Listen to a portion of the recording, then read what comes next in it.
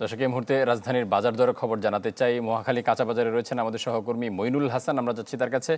মইন, বেশ কয়েকদিন ধরে টানা রাজধানীতে বৃষ্টি হচ্ছে, এমন পরিস্থিতিতে বাজার দর কেমন দেখছেন আপনি? RICL TMX, যুগের পর যুগ স্থাপনা থাকে মজবুত।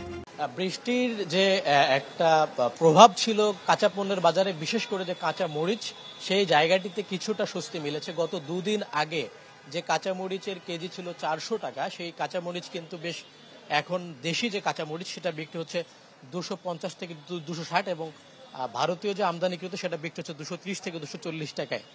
এবং একই সাথে আমরা দেখতে পেয়েছি যে এই আমদানি কম হওয়ার কারণে, সরবরাহ কম হওয়ার কারণে দেশি শসার দাম কিন্তু দিনের ব্যবধানে বেড়েছে 40 টাকা। গতকালকেও যেটা বিক্রি হয়েছে 70 থেকে 80 টাকায় কেজি, সেটা বিক্রি হচ্ছে এখন 110 থেকে 120 টাকা, এবং হাইব্রিড জাতের সেটা বিক্রি হচ্ছে 80 টাকা কেজি ধরে।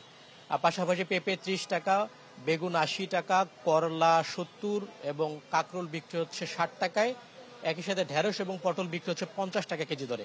তবে সবচেয়ে অস্বস্তির যে জায়গাটি সেটি হচ্ছে চালের দাম।